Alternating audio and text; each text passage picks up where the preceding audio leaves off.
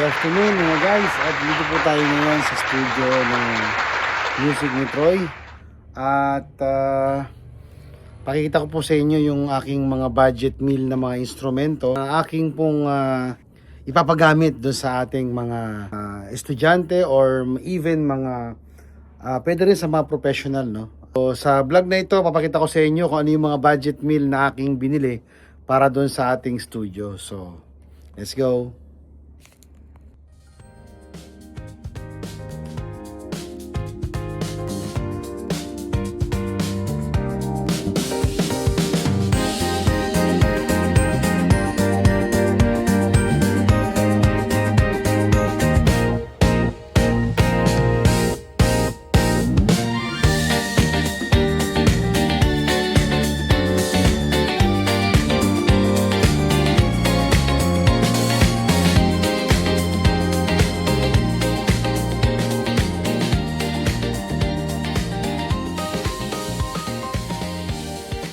Yung ating palang unang-unang instrument na binili is yung J-Craft na Telecaster.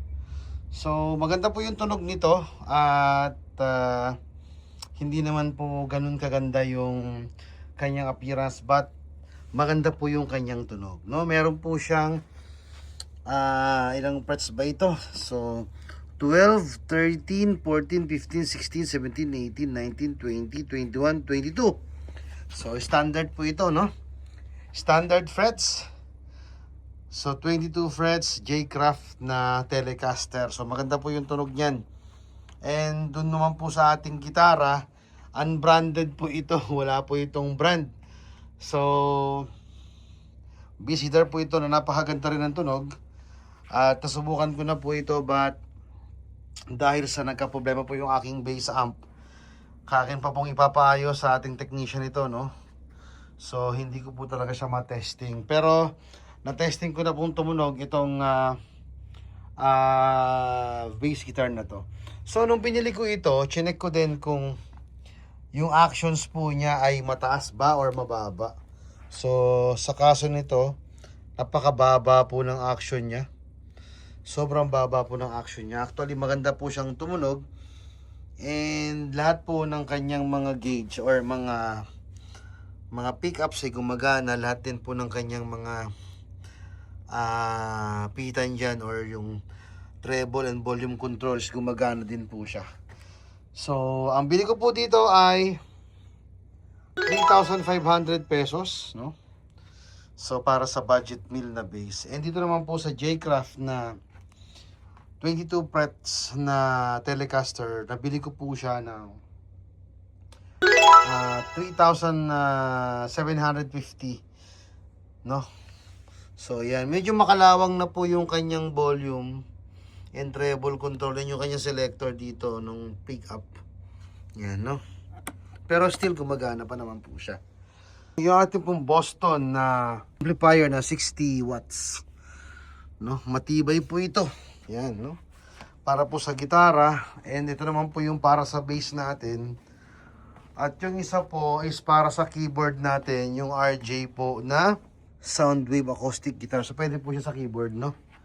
Ayan po yung ating ginagamit para sa studio natin. And siguro po after ko pong kasi nakakita ako ng parang konting problem dito sa studio natin na to, no?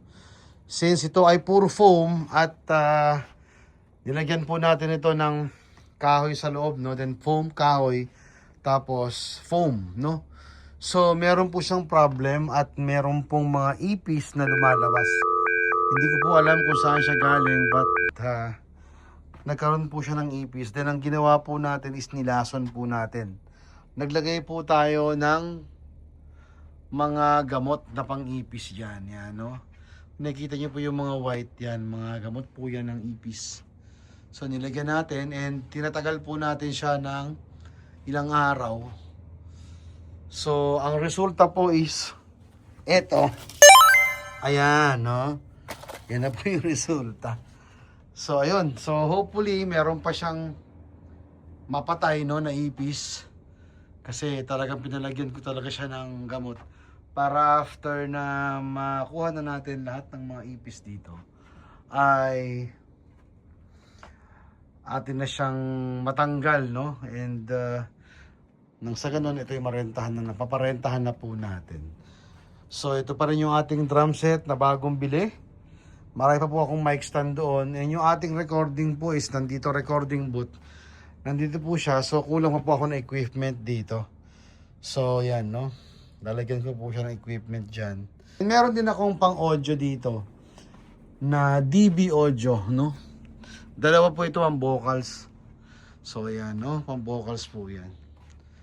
Ayan, no? So ang ating studio pala ay located sa 76 Jewel Street, no?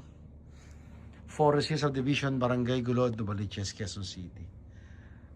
Fully air conditioned po ito at bagong bili po yung drum set, and hindi ko po alam kung bibili ako ng mga bagong ampli para maging okay na po talaga siya as in, no?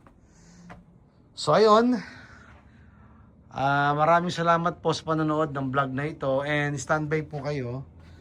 Hindi pa po ako nakakapag-cover ulit ng mga bagong music, and sana po magustuhan niyo yung mga kino-cover natin doon, no? Update ko po kayo sa mga bagong equipment na akin pong ilalagay sa studio na to. So dito po yung pwesto ng keyboardist diyan sa part na yan, no? So may CR po ito. So ayun, maraming salamat po sa panonood ng vlog na to. And once again, ito po ang music ni Troy.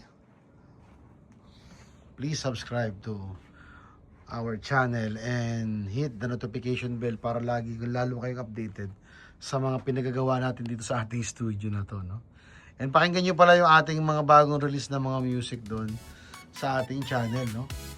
So mga original compositions ko po yan na aking pong pina-arrange kay AI, no? So yun. Salamat po sa inyong lahat and God bless you.